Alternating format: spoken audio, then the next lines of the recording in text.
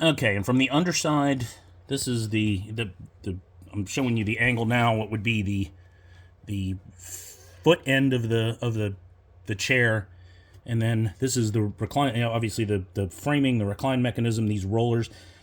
The rollers in here seem to disintegrate kind of almost immediately.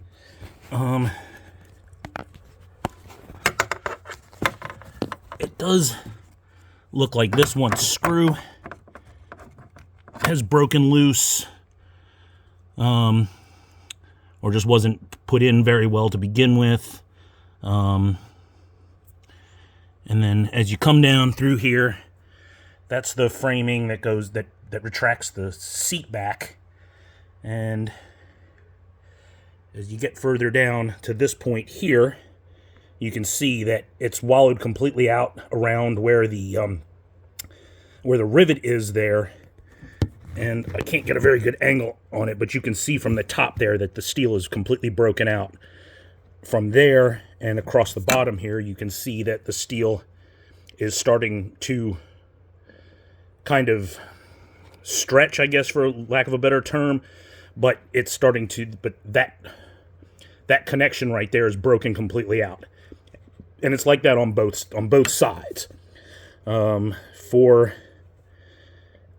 maybe about a month and a half or so after I got the chair, the seat back didn't come all the way back to the top. I imagine that probably because one side had already broken, and then when the other side gave way, that's when the chair back wouldn't restore itself to the top. So anyway, that seems to me, and again, this is the same thing that happened at the first chair.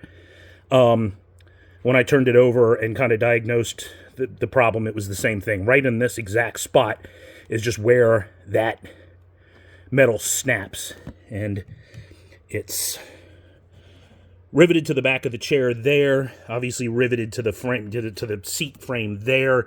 It's riveted to the other moving parts all the way down the line. So again, in order to replace this one piece of steel, you're looking at replacing pretty much this whole run, and you're looking at drilling out all of these rivets and bolting the whole thing back together would be my guess.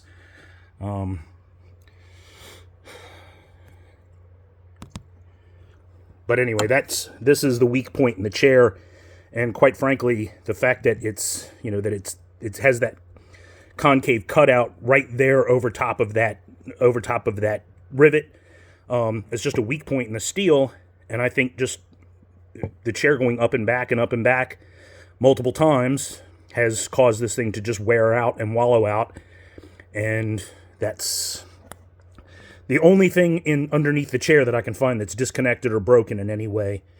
And that's really, obviously I don't want to drag this out too long, but obviously this is I think what the actual problem is with the chair.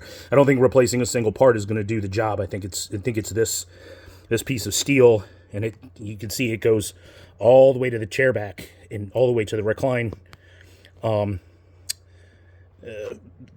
the reclining brackets on the back of the chair as well. So I mean, this is going to be a pretty significant repair.